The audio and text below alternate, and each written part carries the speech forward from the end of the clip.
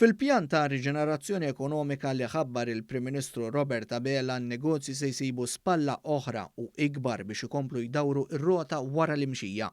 Il-Gvern se jkun qed jagħti rifużjoni ta' 50% tal-kontijiet tad-dawl lin-negozji għal 3 xhur sa massimu ta' €1,500 għal kull applikant.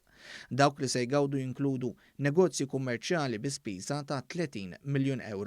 Minn din il-miżura mistennija jintlaqtu 20,000 negozju. Miżura oħra importanti favur in-negozji se tkun dik ta' rifużjoni f'liċenzji lin-negozji. Din il-miżura se tiswa €5 miljun lill-Gvern. B'hekk se jingħata lura l-ħlas tal-liċenzja għal din is-sena lil negozji li fost l-oħrajn jaħdmu fil-qasam turistiku kellhom jalqu għal xi żmien minħabba l-pandemija. B'din il-miżura mistennija jintlaqtu 3065 persuna li għandhom liċenzja mad-Dipartiment tal-Kummerċ fosthom bejja tal-Monti u bejja fit-Toroq u 9047 li għandhom liċenzja mal-Awtorità Maltija tat-Turiżmu fosthom lukandi, stabbilimenti tax-xorb, ristoranti u gwidi tat-turisti. L-intrapriżi se jiġu mejjuna wkoll fi spejjeż operat fil-kirjiet. Hawnhekk il-Gvern se jagħti €50 miljun l-spejjeż operat fil-kirjiet u l-intrapriżi li nataw għajnuna fil-ħlas tal-pagi minħabba il-COVID-19. Mal-20,000 se jkun jistgħu japplikaw għall-lotja sa' €2,500 għal kull intrapriża.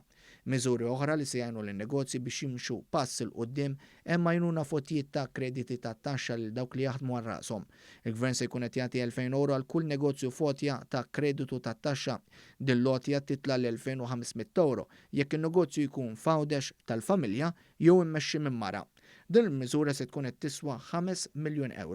Apparti minn hekk il-Gvern se jkun qed jagħti €2.5 miljun f'sostenn għar-riġenerazzjoni tan-negozji f'Malta.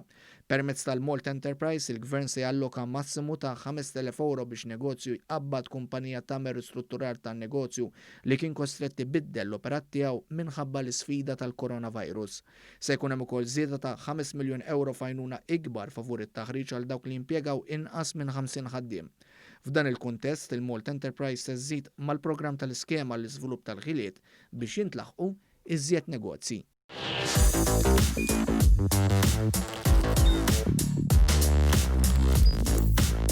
Idħol fuq one.com.mt u hemmhekk tista' tara l-programmi kollha li jxandru fuq One permezz ta' One Play.